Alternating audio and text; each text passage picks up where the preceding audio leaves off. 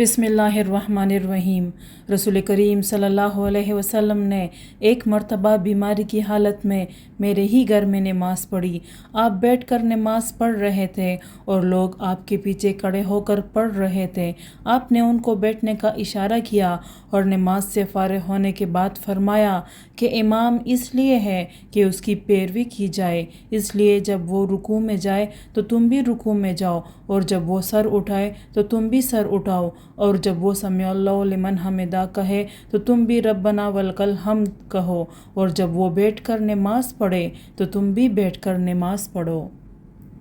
रसूलुल्लाह सल्लल्लाहु अलैहि वसल्लम एक घोड़े पर सवार हुए तो आप उस पर से गिर पड़े, उससे आपके दाएं पहलू पर ज़ख़म आए तो आपने कोई नमाज पढ़ी जिसे आप बैठकर पढ़ रहे थे, इसलिए हमने भी आपके पीछे बैठकर नमाज पढ़ी। जब आप फारिग हुए तो फरमाया कि इमाम इसलिए मुकर्रर किया गया है कि उसकी इक्तिदा की जाए, इसलिए जब वो खड़े होकर नमाज पढ़े तो तुम भी खड़े होकर नमाज पढ़ो, और जब वो रुकू करे तो तुम भी रुकू करो, जब वो रुकू से सर उठाए तो तुम भी उठाओ, और जब वो समीअल्लाहु लिमन हमिदा कहे तो तुम भी रब्बना वलकल हम्द कहो, और जब वो बैठकर नमाज पढ़े तो तुम भी बैठकर पढ़ो। अबू अब्दुल्ला इमाम बुखारी रहमतुल्लाह अलैह ने कहा कि हमीदी ने आपके इस कौल जब इमाम बैठकर नमाज पढ़े तो तुम भी बैठकर पढ़ो के मुतल्लिक कहा है कि यह इब्तिदा में आपकी पुरानी बीमारी का वाक़या है। इसके बाद